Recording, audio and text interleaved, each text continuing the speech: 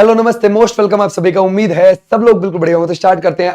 ब्रह्म समाज से प्रेरित वेद समाज की स्थापना कब और किसने की है और कहां हुई है? देखो भाई, वो हुई है मद्रास 1864। ओके, और ये किसने करी है? श्रीधरलू नायडू ने करी है। श्रीधरलू नायडू ने करी है। अच्छा, किसके साथ मिलकर करी है? केशव चंद्र सेन के साथ मिलकर। ठीक है भाई, क्लियर हो जाएगा। इन दोनों के साथ मिलकर करी है। अब बात क्या आती है, तो हमारा राइट आंसर तो ये। लेकिन अगर आपसे ये पूछता है कि हमें बताओ इसको दक्षिण भारत का ब्रह्म समाज कहा जाता है क्या? यस, है ना भाई, दक्षिण भारत का ब्रह्म समाज इसको कहा जाता है। समझ गए? दक्षिण भारत का ब्रह्म समाज। तो हमारा राइट आंसर क्या हो जाएगा? ये वाले बच्चे बिल्कुल ठीक हो जाएंगे। शाबाश। आ जाओ नेक्स्ट पर। बोलता है किस वर्ष सोवियत संघ का विघटन हुआ? यानी कि ये यूं कह रहा है कि यूएसएसआर, है ना, जिसको सोवियत संघ बोलते थे, ये सोवियत संघ जो है ये कब विघटन हो गया, कब टूट गया? 1991 में 15 देशों में। तो हमारा राइट आंसर है ये। अच्छा, इन 15 देशों में से सबसे बड़ा कौन सा था? इन 15 में से जो सबसे बड़ा था ना, बड़ा, ठीक है भाई, ध्यान रखोगे, वो रशिया। ठीक है भाई, ध्यान रखोगे, वो रशिया, है ना। इन 15 में से जो बड़ा टुकड़ा निकला वो रूस का निकला। ये बात आप ध्यान रखोगे। शाबाश। आ जाओ नेक्स्ट पर। राष्ट्रीय जलमार्ग NW3 निम्नलिखित में से किस राज्य से, है ना, ये संबंधित है? जरा बताओ। ये सर केरल से। आप बोलोगे कैसे? देखो ऐसे भाई, जैसे ये केरल हो जाता है, केरल में यहां पर आपको देखने को मिलेगा कोट्टापुरम। क्या देखने को मिलेगा? कोट्टापुरम आपको देखने को मिलेगा। और यहां पर है कोल्लम। ठीक है भाई, ध्यान रखोगे, कोल्लम। तो ये है कोट्टापुरम से कोल्लम तक, और इसकी जो लंबाई है वो लंबाई आपको देखने को मिलेगी 375 किलोमीटर। ओके, अगर आपसे यूं पूछा जाए कि जैसे चलो लंबाई तो ये है, इसमें कौन कौन सी नहर आती है? अगर आप देखोगे इसमें जो नहर आती है ना, हमेशा ध्यान रखना कि भाई एक तो इसमें आती है पश्चिमी, है ना भाई, ध्यान रखोगे, पश्चिमी तटीय नहर। पश्चिमी तटीय नहर आती है। एक आती है उद्योग मंडल नहर। उद्योग मंडल नहर आती है, ये भी आप ध्यान रखोगे। और साथ साथ अगर आप देखोगे उद्योग मंडल नहर के साथ साथ इसमें आती है ना भाई, चंपाकारा नहर। चंपाकारा नहर, पता है, इन तीन नहरों को मिलाकर एक ये बना है। ठीक है भाई, तो हमारा राइट आंसर कौन सा हो जाएगा? केरल वाले बच्चे बिल्कुल ठीक है, Kerala is the right answer. ठीक है, समझ गए भाई। अच्छा, अगर आपसे पूछा जाए, है ना, 2016 से पहले हमारे पास नेशनल वाटरवे कितने थे? तो वो थे हमारे पास कितने? 5। ठीक है भाई, क्लियर हो जाएगा। और अगर आप देखोगे 2016 में आया वाटरवे एक्ट, है ना भाई, नेशनल वाटरवे एक्ट आया था, उसमें 106 बनाने का और बोला था। समझ गए? ये भी आप ध्यान रखना कि राष्ट्रीय जलमार्ग अधिनियम कब का है? 2016 का। आ जाओ नेक्स्ट पर। वस्तु एवं सेवा कर जीएसटी परिषद के प्रमुख कौन है? जरा बताओ। अगर हम देखेंगे जीएसटी परिषद को देखते हैं, ये जरा बताइए, अगर हम देखें वो कौन है? वित्त सचिव है, या फिर नीति आयोग के प्रमुख है, या फिर प्रधानमंत्री है, या फिर आप लगाओगे वित्त मंत्री है? तो सर हमारा राइट आंसर हो जाएगा वित्त मंत्री इज द राइट आंसर। देखो, जीएसटी परिषद हमारे संविधान में 279A में है, और जीएसटी को गुड्स एंड सर्विसेज टैक्स बोलते हैं। और अगर आप देखोगे, है ना, इसमें जीएसटी परिषद में 33 सदस्य होते हैं। इन 33 में से एक वित्त मंत्री भी होता है। तो ध्यान रखोगे, जो वित्त मंत्री है ना, वही जीएसटी परिषद का अध्यक्ष है। जीएसटी परिषद का अध्यक्ष, ये भी आप ध्यान रखोगे। ठीक है भाई, क्लियर हो जाएगा। तो हमारा राइट आंसर है ये वाले बच्चे बिल्कुल ठीक। शाबाश।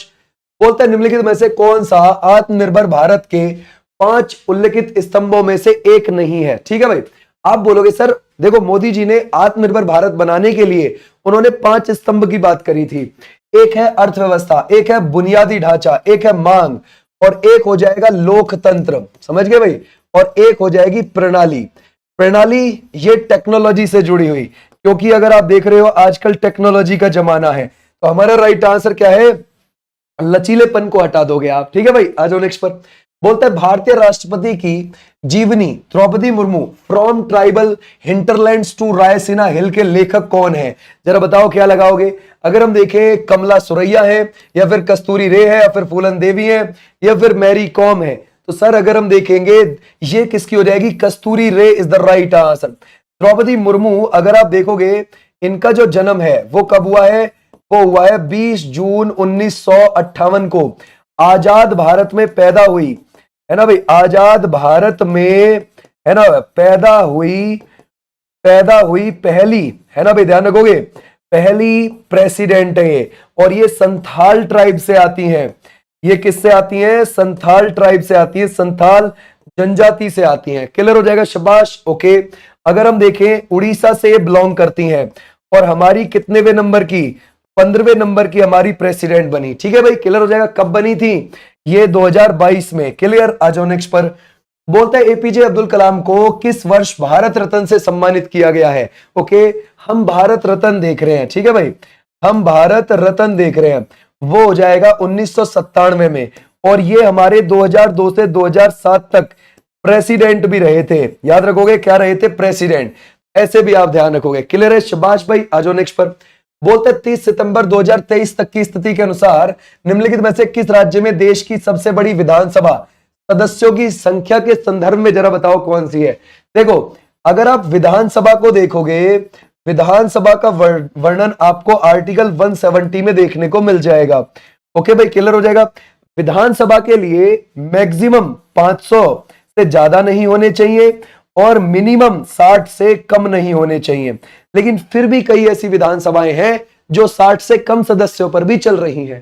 जैसे मिजोरम 40 पे चल रही है, गोवा भी आपको पता है 40 पे चल रही है, सिक्किम 32 पे चल रही है, पुदुचेरी 30+3, 3 एलजी के द्वारा नॉमिनेट किए जाते हैं और 30 पर चुनाव होते हैं, तो वो भी इतने पर चल रही है। ठीक है भाई, तो ऐसे आप ध्यान रख सकते हो, लेकिन 500 से ज्यादा किसी में नहीं है। सबसे बड़ी विधानसभा उत्तर प्रदेश में है, कितनी है? 403 की है। क्लियर हो जाएगा, समझ गए, 403 की है। ऐसे भी आप ध्यान रख सकते हैं। अच्छा, विधानसभा का सदस्य बनने के लिए कम से कम कितनी उम्र होनी चाहिए? 25 साल होनी चाहिए। एक इमारत के शीर्ष से 5 पत्थर गिराए गए, वे सभी सीधी रेखा में जमीन पर गिर गए, उनकी गति के बारे में क्या कहा जा सकता है? उनकी गति कैसी है? देखो, ये इमारत है भाई, उसके शीर्ष से हम पत्थर गिरा रहे हैं और वो सीधी आराम से जाकर गिर गए। ठीक है भाई, उसको क्या बोलेंगे? हम उसको बोलेंगे, ध्यान रखोगे, उनमें ऋजु रेखीय गति थी। ठीक है भाई, क्लियर हो जाएगा। तो ऐसे आप ध्यान रखोगे यहां तक। अच्छा, इतनी बात हो गई। अगर आपसे पूछे ये जो ऋजु रेखीय कैसी होती है? ये होती है सीधी और सरल। ठीक है भाई, क्लियर हो जाएगा, सीधी और सरल गति होती है। आज भी नेक्स्ट पर बोलता है किसी विशेष क्षेत्र में सभी जीवित और निर्जीव चीजें उस क्षेत्र की किस चीज का निर्माण करती हैं? जरा बताओ, जीवित और निर्जीव चीजें क्या बनाती हैं? वो पारिस्थितिकी तंत्र बनाती हैं। क्या?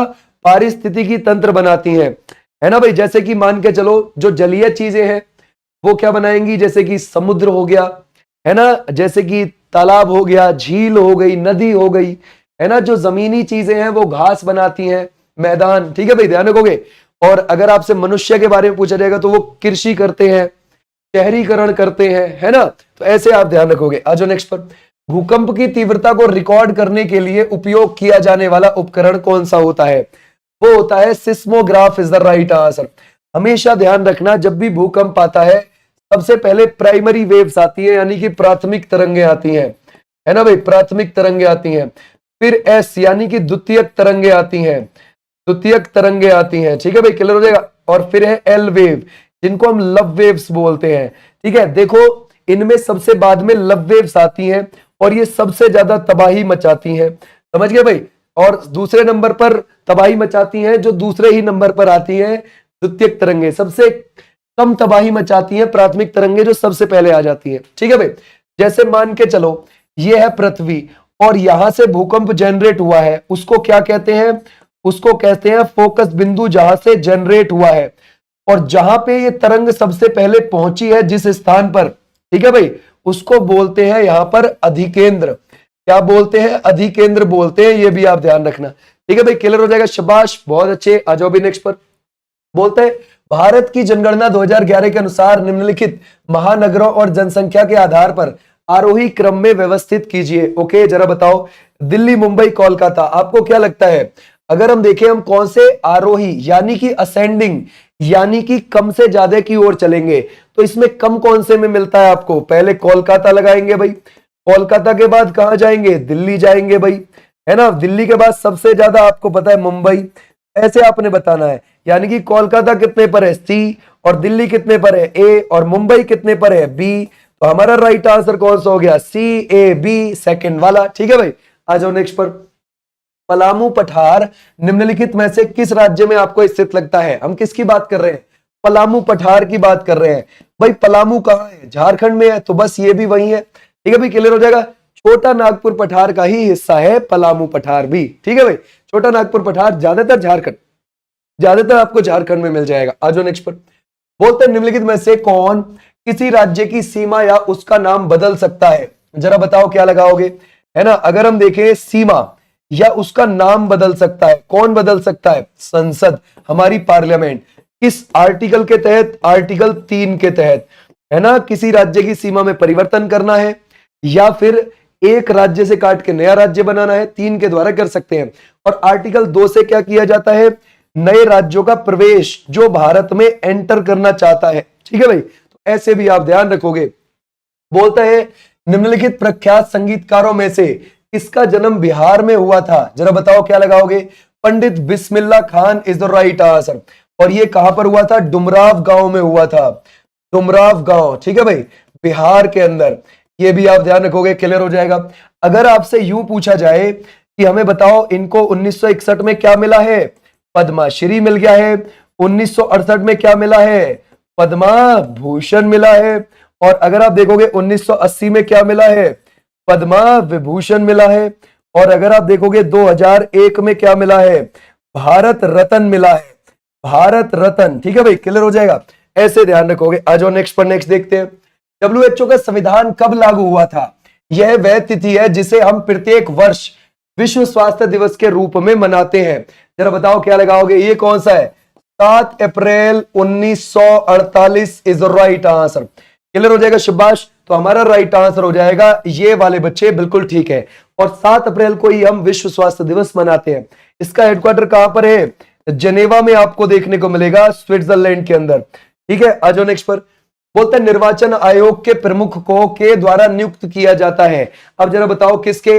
भारत के प्रेसिडेंट के द्वारा किया जाता है। अच्छा, हमारा जो ये निर्वाचन आयोग है हमारे संविधान में किस आर्टिकल में मिलेगा? ये आपको 324 से 329 आर्टिकल में मिलता है। और हमारे संविधान के भाग कौन से में मिलेगा? वो आपको 15 में देखने को मिलता है। और जो मुख्य निर्वाचन आयुक्त होते हैं, मुख्य निर्वाचन आयुक्त, है ना, वो कौन है अभी? वो है ज्ञानेश्वर कुमार। ओके, ज्ञानेश्वर कुमार है। और 2 निर्वाचन आयुक्त हैं, उनका नाम क्या है? विवेक जोशी और सुखवीर सिंह संधू। ठीक है भाई, आ जाओ नेक्स्ट पर। बोलता है लाईफाई और चिनफाई किस राज्य की सांस्कृतिक पोशाकें हैं? ये तो सर ये हो जाएंगी कहां की?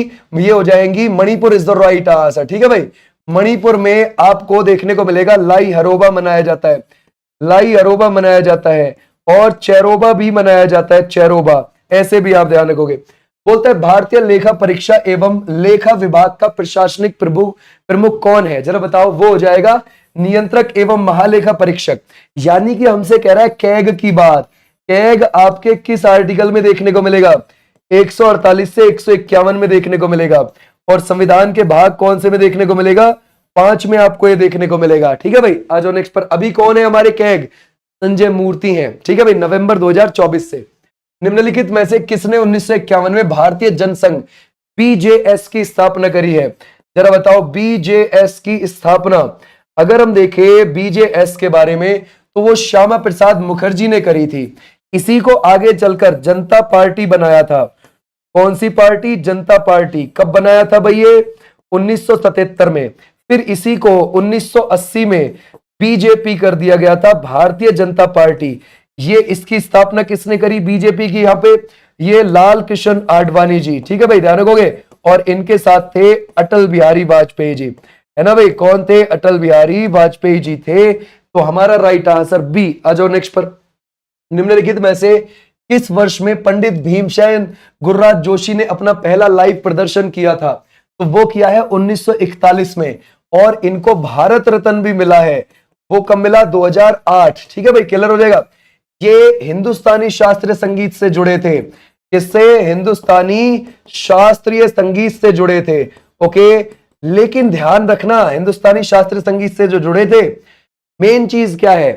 ये कर्नाटक के रहने वाले थे। कर्नाटक के व्यक्ति होकर कर्नाटक संगीत से नहीं जुड़े थे। समझ गए? आ जाओ नेक्स्ट पर। बोलता है इसमें से भारतीय संविधान में कौन से अनुच्छेद में केंद्रीय कार्यपालिका से संबंधित है? हमारी केंद्र की कार्यपालिका आपको किसमें देखने को मिल जाएगी? 52 से 78। और केंद्र की कार्यपालिका का हेड हमारा प्रेसिडेंट होता है। आ जाओ नेक्स्ट पर। निम्नलिखित में से कौन कर्नाटक संगीत की त्रिमूर्ति से संबंधित नहीं है? तो श्यामा शास्त्री तो है, त्यागराज भी है और मुथुस्वामी भी है।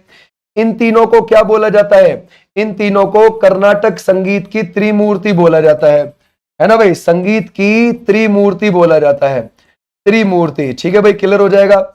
लेकिन अगर आपसे पूछे पुरंदर दास, ठीक है भाई, क्लियर हो जाएगा। इनको किसका जनक बोला जाता है? कर्नाटक संगीत का जनक, है ना, कर्नाटक संगीत का, है ना भाई, इनको बोला जाता है जनक। ठीक है, इन्होंने 4,75,000 संगीतों की रचना करी थी। ठीक है भाई, क्लियर हो जाएगा, संगीतों की रचना। ठीक है भाई, शाबाश। आ जाओ नेक्स्ट पर।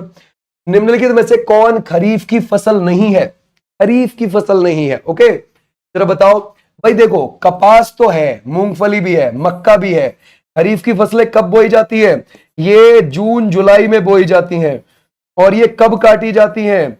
ये सितंबर और ध्यान रखोगे अक्टूबर में काट ली जाती है। जो ये सरसों है ये अक्टूबर, नवंबर और दिसंबर में बोई जाती है, मार्च अप्रैल में काट ली जाती है। समझ गए? क्लियर हो जाएगा। तो ये कौन सी है? ये हो जाएगी रबी की फसल। रबी की फसल जो होती है वो सर्दी की होती है। वो कब की होती है? सर्दी की होती है। ये भी आप ध्यान रखोगे। आ जाओ भी नेक्स्ट पर। बोलता है उत्तर प्रदेश में कांग्रेस के कितने अधिवेशन हुए हैं? जरा बताओ। हम किसकी बात कर रहे हैं? हम कांग्रेस की बात कर रहे हैं। ठीक है भाई, अगर हम देखें वो हुए हैं 9 उत्तर प्रदेश के अंदर। ठीक है भाई, क्लियर हो जाएगा। कांग्रेस को अगर हम देखें, ये 28 दिसंबर को इसकी स्थापना हुई थी 1885 में। और इसका पहला अधिवेशन 28 दिसंबर से लेकर 31 दिसंबर के बीच में हुआ था। और वो कहां पर हुआ था? बॉम्बे में हुआ था। ठीक है भाई, क्लियर हो जाएगा, बॉम्बे में हुआ था। और व्योमेश चंद्र बनर्जी ने इसकी अध्यक्षता की थी। आ जाओ नेक्स्ट पर। निम्नलिखित में से कौन भारतीय फिल्म उद्योग में कोरियोग्राफर है? ठीक है, अरिजीत सिंह, प्रीतम, या फिर आप लगाओगे अनु मलिक। प्रभु देवा इज द राइट आंसर, है ना भाई, यानी कि वो डांस सिखाते हैं। आ जाओ नेक्स्ट पर। बोलता है भारतीय रुपए के नए मुद्रा प्रतीक को आधिकारिक तौर पर किस वर्ष में अपनाया गया था? कब अपनाया गया था? ठीक है भाई, नया मुद्रा प्रतीक ये वाला। ठीक है भाई, जरा बताओ। तो हमारा राइट आंसर हो जाएगा 2010 में। इसको आईआईटी बॉम्बे के पढ़ने वाले छात्र उदय कुमार ने इसको डिजाइन किया था। उदय कुमार तमिलनाडु के रहने वाले थे। ठीक है भाई, आईआईटी बॉम्बे से पढ़ते थे। तो अन्नामाचार्य ने किस भगवान की स्तुति में संकीर्तन रचे? तो हमारा राइट आंसर कौन सा हो जाएगा? भगवान Venkateswara is the right answer. ये जो अन्नामाचार्य हैं ये तेलुगु कवि थे। ठीक है, तेलुगु कहां चलती है? तेलंगाना और आंध्र प्रदेश में। क्या थे ये? तेलुगु कवि थे, ये ध्यान रखना। अच्छा, अगर आपसे पूछा जाए कि ये तेलुगु कवि तो थे, अगर आप देखोगे इनको दक्षिण भारत का प्रथम ज्ञात कवि कहा जाता है। भारत का प्रथम ज्ञात कवि, समझ गए, इनको कहा जाता है। आज भी नेक्स्ट पर। बोलता है क्रिकेट के पिच के मानक माप आपको क्या लगता है? देखो भाई, क्रिकेट की ये पिच है ना। अगर आप देखोगे ये आपको कितनी देखने को मिलेगी? यहां पर ये आपको 22 गज देखने को मिलेगी। ठीक है, क्लियर हो जाएगा, है ना। इसकी जो लंबाई है और ये जो चौड़ाई है वो कितनी है? 10 फीट आपको देखने को मिलेगी। और यहां पर 3 स्टंप होते हैं और यहां पर 3 स्टंप होते हैं। और ये आपको यहां पे दोनों तरफ पंपिंग क्रीज दिखाई देगी। ये स्टंप से और पंपिंग क्रीज के बीच की जो आपको दूरी है वो 1.22 मीटर दिखाई देगी। ओके भाई, आ जाओ नेक्स्ट पर। तो हमारा राइट आंसर कौन सा हो जाएगा? 22-10। बोलता है 18 से 23 जून 2021 को भारत और न्यूजीलैंड के बीच खेले गए आईसीसी विश्व टेस्ट चैंपियनशिप क्रिकेट फाइनल की मेजबानी किस देश ने की थी? तो हमारा राइट आंसर है कहां हुआ था? इंग्लैंड में। जीत कौन गया था उसको? न्यूजीलैंड जीत गया था, है ना भाई। भारत फाइनल में हार गया था वहां। और 2023 में भी इंग्लैंड में ही हुआ था। और फाइनल किस किस के बीच हुआ था? भारत वर्सेस ऑस्ट्रेलिया के बीच। ऑस्ट्रेलिया जीत गया था, भारत यहां पे फाइनल में हार गया था। देखो, भारत ना कई बार फाइनल में, कैसे 2021 की विश्व टेस्ट चैंपियनशिप में हार गया, 23 वाली में हार गया, 23 में ऑस्ट्रेलिया से ओडीआई वर्ल्ड कप हार गया। जैसे ही वो हारा उसके बाद ऐसा सबक लिया इंडियन क्रिकेट टीम ने कि तब से वो हर फाइनल बैक टू बैक जीतते हुए आ रहे हैं। समझ गए? तो ये आप ध्यान रखो, हमारा राइट आंसर हो जाएगा। और 2025 में किसने, 2025 में भी ये इंग्लैंड में ही हुआ, ऑस्ट्रेलिया वर्सेस इंग्लैंड, है ना भाई, ऑस्ट्रेलिया, ध्यान रखोगे 2025 में ये ऑस्ट्रेलिया वर्सेस साउथ अफ्रीका के बीच हुआ और साउथ अफ्रीका इसको जीत गया, ठीक है भाई। आज और ये भी इंग्लैंड में ही हुआ था। आज नेक्स्ट पर बोलते हैं भारत का सबसे बड़ा फुटबॉल स्टेडियम कहां है, वो आपको कोलकाता में देखने को मिलेगा, ठीक है भाई। कहां पर, कोलकाता। आज नेक्स्ट पर निम्नलिखित में से किस गुप्त शासक को कविराज की उपाधि मिली थी, जरा बताइए क्या लगाओगे, किसकी कविराज की उपाधि। अगर हम देखें जो कविराज की उपाधि है तो हमारा राइट आंसर है समुद्रगुप्त। किसका बेटा था, चंद्रगुप्त फर्स्ट का, ठीक है भाई, चंद्रगुप्त फर्स्ट का था, ये बात ध्यान रखोगे। और ये जो समुद्रगुप्त है इसको भारत का नेपोलियन बोला जाता है, ठीक है भाई, क्लियर हो जाएगा। भारत का नेपोलियन इसे कहा जाता है। इसने, है ना, इसने अपना प्रयागराज का जो प्रयाग प्रशस्ति है वो संस्कृत भाषा में किससे लिखवाया, अपने दरबारी कवि हरिशैन से लिखवाया था, ओके। लेकिन वो प्रयागराज का जो प्रयाग प्रशस्ति है वो तो अशोक से भी जुड़ा हुआ है, अकबर, बीरबल, जहांगीर से भी जुड़ा हुआ है और इससे भी जुड़ा हुआ है, ठीक है भाई। आज नेक्स्ट पर बोलते हैं नया एमएस वर्ड दस्तावेज बनाने के लिए निम्नलिखित में से कौन सा चरण सही है, तो जरा बताओ आप कहां जाओगे, फाइल टैब और फिर न्यू पे। देखो ऐसे आप देखोगे और यहां पर आप फाइल टैब पे क्लिक करोगे, फिर न्यू आएगा और फिर उस पे जाओगे, ठीक है भाई। बोलते हैं निर्मला मेहता किस प्रतिष्ठित भारतीय नृत्य की प्रतिपादक हैं, ये हो जाएंगी Manipuri is the right answer. और मणिपुरी कहां का हो जाएगा, ये हो जाएगा मणिपुर का शास्त्रीय नृत्य है। और इसकी जो शैली है जैसे कि जागोई हो जाएगी, जैसे कि चोलोम हो जाएगी, ठीक है भाई, क्लियर हो जाएगा, ऐसे भी आप ध्यान रखोगे। बोलते हैं अजमेर में उर्स महोत्सव किस सूफी संत की पुण्यतिथि के रूप में मनाया जाता है, तो अगर हम देखें इसमें से जो अजमेर में उर्स महोत्सव है वो ख्वाजा मोइनुद्दीन चिश्ती, तो हमारा राइट आंसर क्या हो जाएगा, ये वाले बच्चे। अच्छा देखो ये जो आए थे ना 1192 में आए थे और ये गौरी के साथ आए थे, मोहम्मद गौरी के, ठीक है भाई। और क्या हुआ कि इनकी जो दरगाह देखने को मिलती है वो अजमेर में देखने को मिलती है, ये वहीं रहते थे अजमेर में ही, ठीक है भाई, क्लियर है। अब जब ये अजमेर में रहते तो जो ऐसे सूफी संत होते हैं तो उनका जो रहने का निवास स्थान होता है उसको क्या बोला जाता है, खानकाह, ठीक है भाई, ध्यान रखोगे, खानकाह। और भारत में आकर इन्होंने चिश्ती सिलसिले की नींव रखी थी, किसने रखी थी, अगर आप देखोगे वो रखी थी ख्वाजा मोइनुद्दीन चिश्ती ने, ठीक है भाई। आ जाओ नेक्स्ट पर। बोलते हैं मुंद्रा तापीय ऊर्जा संयंत्र गुजरात के किस जिले में आपको स्थित लगता है, क्या ये खेड़ा में है, जामनगर में है, कच्छ में, या फिर आप लगाओ गांधीनगर में है। अगर हम देखें तो हमारा राइट आंसर यहां पर आपको मुंद्रा देखने को मिलेगा, है ना भाई, मुंद्रा आपको यहां देखने को मिलेगा और ये कच्छ में आता है, ठीक है भाई, ध्यान रखो कच्छ जिले में आता है और यहीं पर कच्छ की खाड़ी भी है, ठीक है भाई। और ये किसके अंडर है, ये मुंद्रा वाला, ये अडानी, ध्यान रखोगे अडानी पावर के ये अंडर है, ठीक है भाई, क्लियर हो जाएगा, अडानी ग्रुप के अंडर है ये, यानी कि वो इस पर अपना काम करते हैं, प्राइवेट निजी। बोलते हैं 2023 तक भारत ने आईसीसी पुरुष टी20 क्रिकेट विश्व कप की मेजबानी कितनी बार कर रखी है, एक बार ओनली, ठीक है भाई। कब करी थी, 2016 में, और उस बार वेस्ट इंडीज जीत गया था। उस बार टी20 फीमेल यानी महिला वाला भी भारत में हुआ था, वुमेन वाला, और पुरुष वाला भी भारत में हुआ और दोनों ही वेस्ट इंडीज जीत गई थी, समझ गए, ऐसे आप ध्यान रखोगे। बोलते हैं वह कौन सा खेल है जिसमें गेंद को छेद में डालने पर स्कोर निर्भर करता है, वो कौन सा हो जाएगा, golf is the right answer. Golf की जो भाई डंडा होता है उसको क्लब कहते हैं, ओके, क्या कहते हैं, क्लब, ओके, तो हमारा राइट आंसर ये वाले बिल्कुल ठीक है। बोलते हैं असम सरकार ने 31 मार्च 2023 को के जन्मदिन को राज्य में छात्र दिवस के रूप में मनाया, ये मुझे आप होमवर्क के तहत बता देंगे, ओके। और इसकी जो पीडीएफ है वो आपको मिनिस्टर ऑफिशियल, है ना, टेलीग्राम चैनल पर मिल जाएगी, ओके भाई। Thank you, ta-ta, bye bye. यहां पर हमारी 3 बजे यूपीएसआई की क्लास आएगी और 5 बजे यूपी पुलिस की चल रही है और 9 बजे दिल्ली। बाकी बिंदास सही कंटेंट पढ़ना, ओके, और रिवीजन करना। टाटा, बाय बाय, नमस्ते।